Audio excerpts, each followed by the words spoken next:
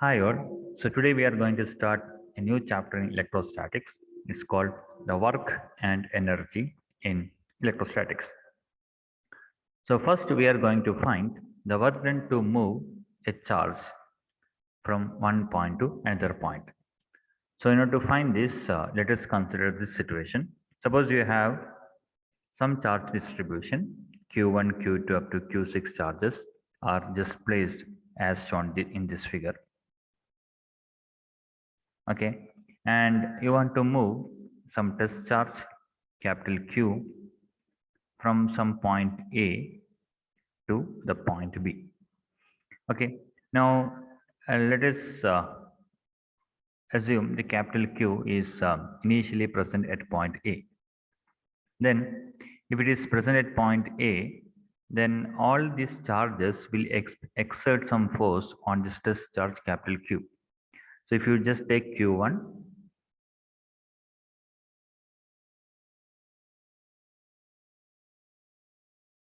so this Q1 charge exert the force along this direction, so that I can write as F1, that would be equal to Q times E1, and similarly Q2 charge, Q3 charge, all these charges will exert some force on this capital Q. So obviously there will be some net electric field along maybe along this direction, some direction it will have some, there will be some net electric field. So this electric field is the total electric field of all charges.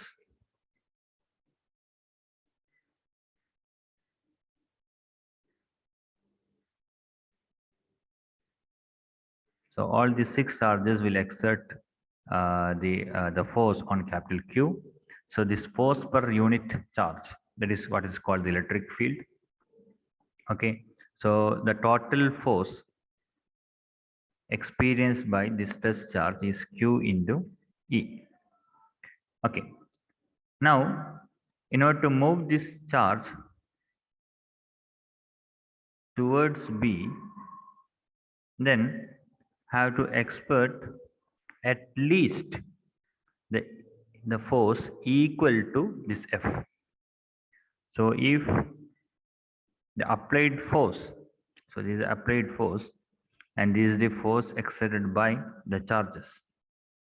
So I have to, the minimum force that I have to apply to move the test charge from A to B is equal to the force exerted by all these charges.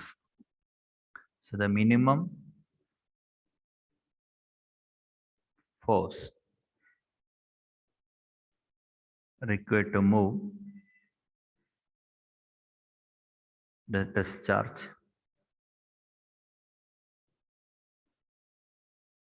from A to B, which is F applied, so that must be equal to F charges. Okay. So then, okay, actually vectorially it is not same. Vectorially it must be equal to the opposite of minus F charges, because the force exerted by the charges is away from the charge distribution. So your applied force should be towards the charge distribution, so there should be a minus sign. Okay, so therefore the work required to move the test charge from A to B, I can write as integral A to B, the force applied dot dA. Now the minimum force applied is equal to minus of the force exerted by the all charges which is already present the dot dl. So this can be written as minus integral A to B. So the force exerted by the charges is simply Q times the total electric field at that point dot dl. And with this can be written as Q times minus integral A to B E dot dl.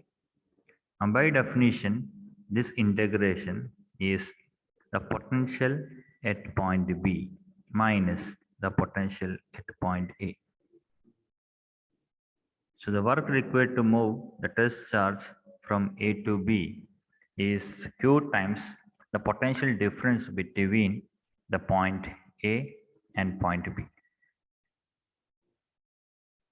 So this expression, okay, so I will rewrite here. So the work required to move the test charge from A to B is Q times the potential difference between the final point and the initial point.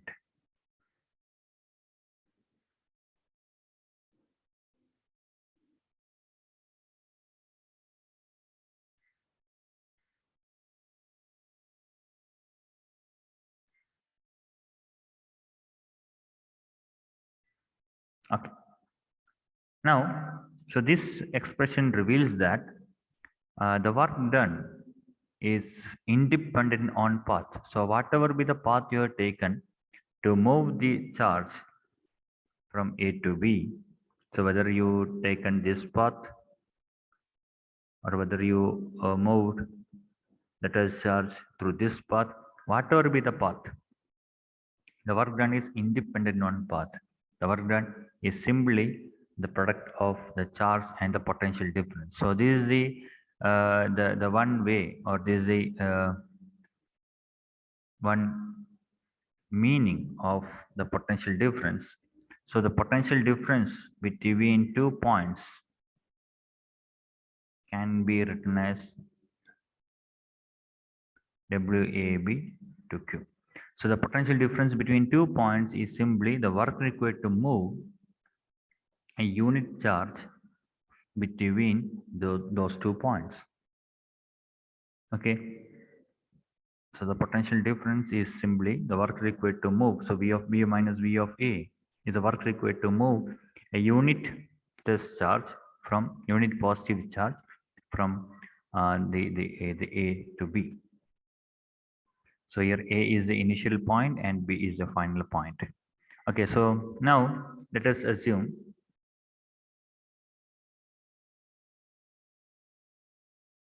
A is at infinity and B is R. Then I can write the same expression as V of R minus V of infinity is W infinity to R divided by Q. Now the potential at infinity usually will set as 0 because that is the reference point, and hence the potential at point R can be simply written as the work divided by Q. Okay, so the potential at a point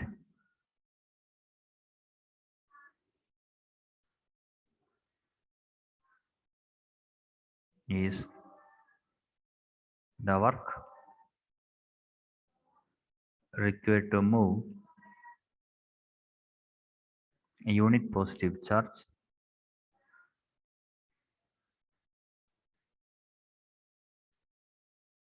from infinity. So infinity is nothing but the reference point to that point. Okay, so if anyone asked about what is meant by the electrostatic potential, you can simply answer it that it is a work required to move a unit positive charge from the reference point to that point. So that is what is done by the work. And what is the potential difference? So if you are going to find the potential difference from the point A to point B, or point from point B to point A, then the potential difference is work required to move the unit positive charge between these 2 points. So that is what is done by the potential difference. Okay. So,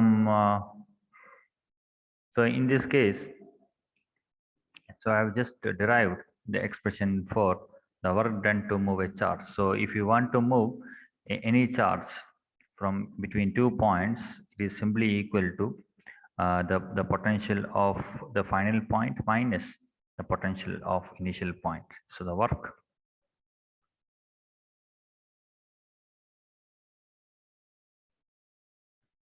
work is equal to Q times the potential of final point minus the potential of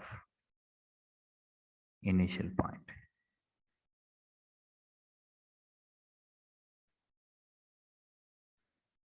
So if initial point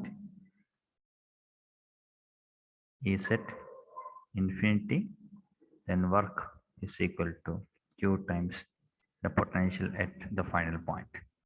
So therefore the potential is the work required to move a unit test charge from infinity to that point. So it is like the electric field. So the electric field is force per unit charge, and the potential is the work per unit charge.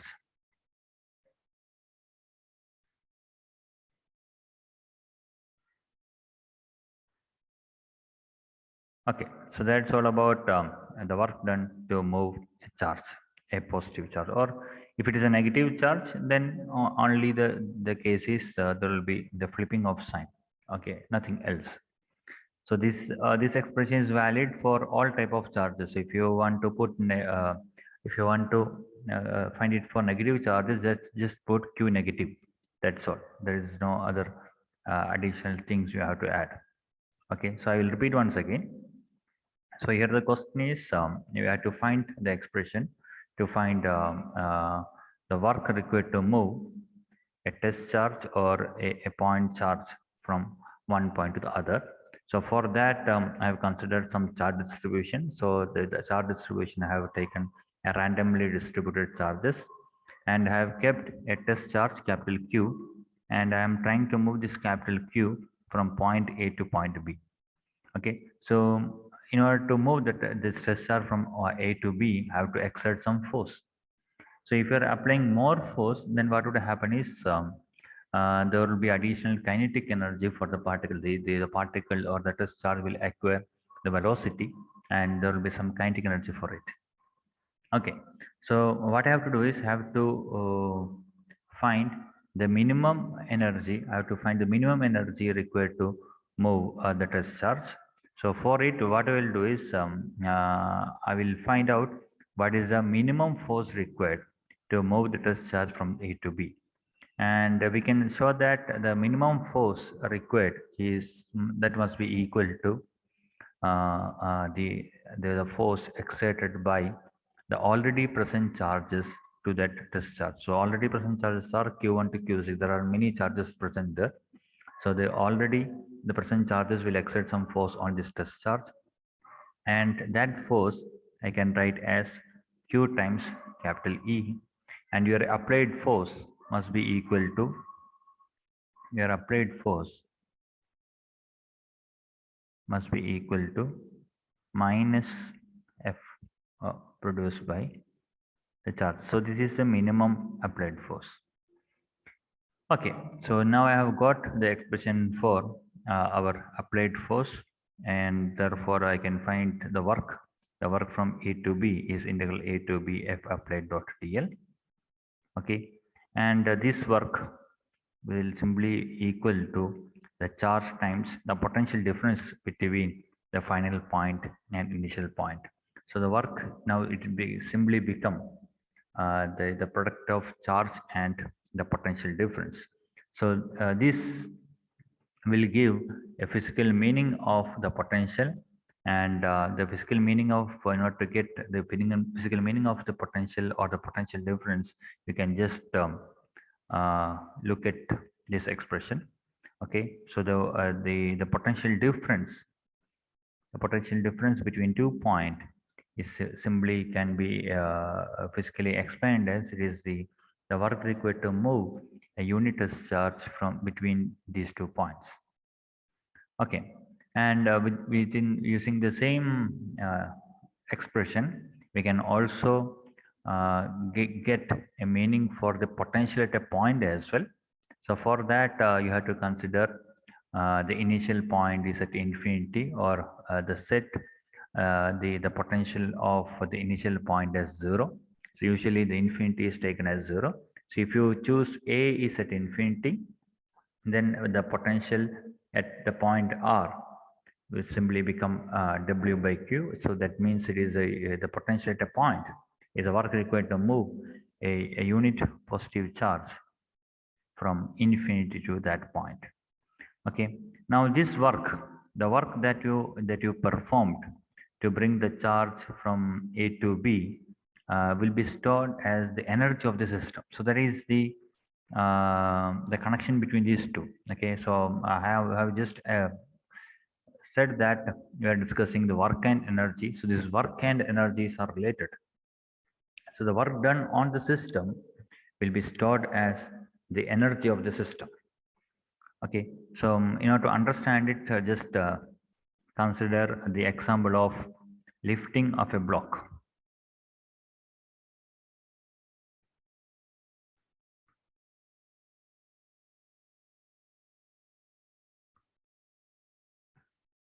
So just consider an example of lifting of a block.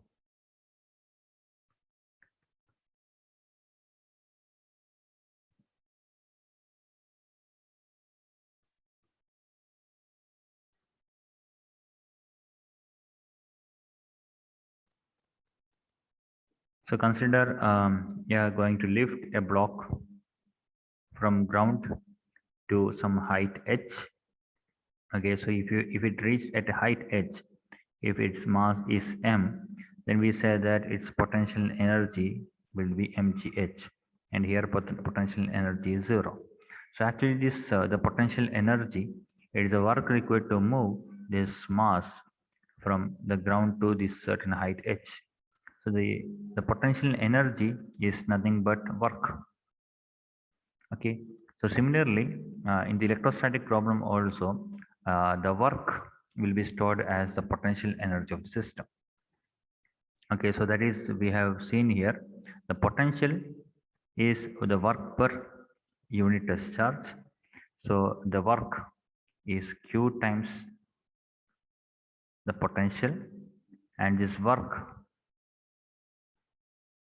will be stored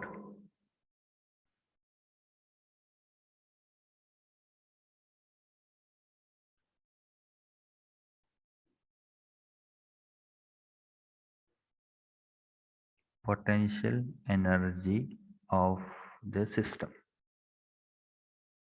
Okay, so remember the potential and potential energy are not same.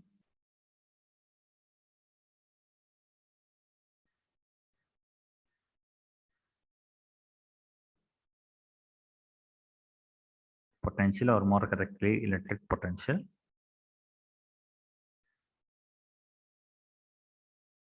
and potential energy are not same. Okay, so what is the difference between them? The potential is the potential energy per unit charge. Okay, so we can say that the potential is potential energy per unit test charge.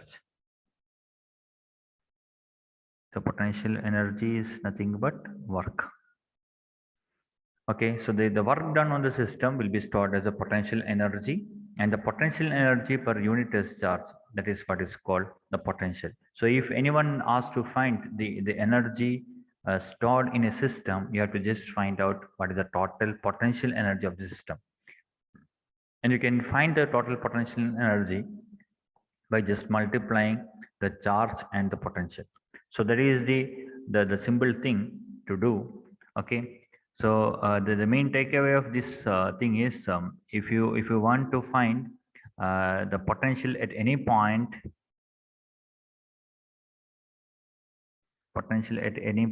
it is a work divided by the test charge.